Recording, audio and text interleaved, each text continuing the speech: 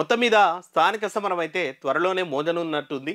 ఎందుకంటే సమరబేరి మొత్తం మీద ఆ ఎమ్మెల్యే ఎంపీ ఎలక్షన్స్ కంటే కూడా ఇంకా ఇంట్రెస్టింగ్గా రసవతరంగా ఉండేది ఈ లోకల్ బాడీ ఎలక్షన్స్. ఎందుకంటే ప్రతి విలేజ్లో యా ఊరికి ఆ ఊరు పోటాపోటీగా సర్పంచ్ ఎలక్షన్స్ అయితే జరుగుతుంటాయి.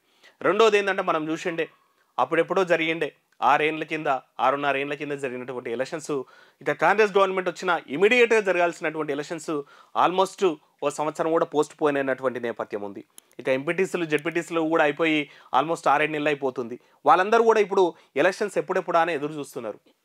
ఆ దానికి త్వరలోనే ముగింపు పడేటట్టుంది. ఎలక్షన్స్కి తెరలేసేటట్టుంది. మొన్న మంత్రి పొంగులేటి గారు కూడా చెప్పినటువంటి మాట ఫిబ్రవరి 15 తర్వాత ఎప్పుడైనా నోటిఫికేషన్ రావచ్చు అన్నటువంటిది.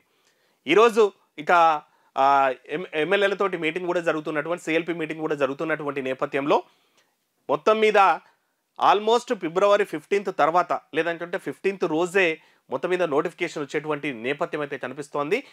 మార్చ్ 7 తారీఖు 6 నుంచి 8 తారీఖు మధ్యలో కంపల్సరీ ఈ ఎలక్షన్స్ ఉంటాయన్నటువంటిది. అయితే ఇక్కడ చిన్న క్లారిటీ రావాల్సింది.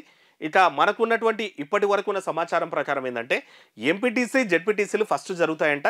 అది జరిగిన తర్వాత ఇమీడియట్గా ఓ 4-5 రోజుల్లో లేదంటే వారం రోజుల్లోనో మొత్తం మీద సర్పంచ్ ఎలక్షన్స్ కూడా జరుగుతాయన్నటువంటిది క్లారిటీ స్పష్టమైనటువంటి వార్త అయితే తెలుస్తోంది. సాయంత్రం వరకు కూడా దీని మీద ఇంకా క్లారిటీ వచ్చేటువంటి అవకాశం అయితే ఉంది. మొత్తం మీద అయితే ఈ 15 లోపట లేదంటే 15 దాటిన ఇమీడియట్గా అయితే నోటిఫికేషన్ వస్తుంది. ఆల్రెడీ రాష్ట్ర ఎన్నికల సంఘం జిల్లా కలెక్టర్లకు ఆదేశాలు కూడా పంపించిందంట. ఇక మీకు కావాల్సినటువంటి పనులు షురూ చేసుకోండి, సరంజామా సిద్ధం చేసుకోండి. తర్వాత జిల్లాకు 10 మందిని పిలిపించి ఆ ఎలక్షన్స్ మీద కూడా ట్రైనింగ్ ఇచ్చేటువంటి నేపథ్యం ఉందంట. ఇక జెడ్పీటీసీ ఎంపీటీసీలకు కావాల్సినటువంటి అవసరమైనటువంటి సరంజామా లేదనుకుంటే దానికి కావాల్సినటువంటి మెటీరియల్ లేదనుకుంటే సిబ్బందిని అయితే రెడీ చేసుకొని ఆల్రెడీ ఆర్డర్స్ పోయినాయంట. ఈ అంతా చూస్తుంటే అతి త్వరలోనే అంటే ఇంకో వారం 10 రోజుల్లో మనకైతే నోటిఫికేషన్ వస్తుంది అన్నటువంటి ముచ్చటైతే తెలుస్తోంది.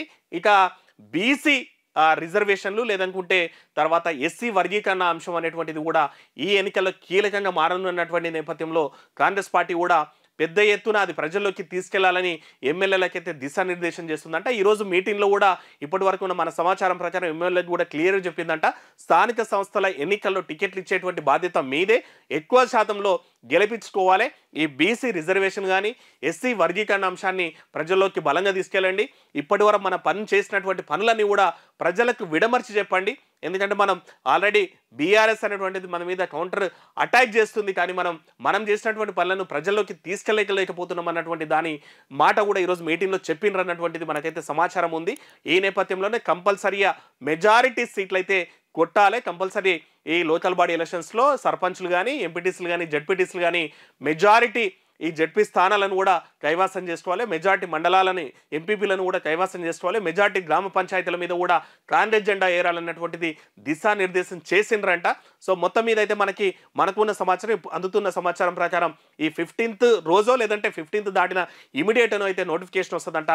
మార్చ్ 6, 7, 8 మధ్యలో లోకల్ బాడీకి సంబంధించినటువంటి ఇది ఎంపీటీసీ తర్వాత జెడ్పీటీసీ ఎలక్షన్స్ అయితే జరుగుతాయంట. ఆ తర్వాత ఒక వారం లేదనుకుంటే 5-6 రోజుల్లోనే సర్పంచ్ ఎలక్షన్స్ కూడా జరుగుతాయంట.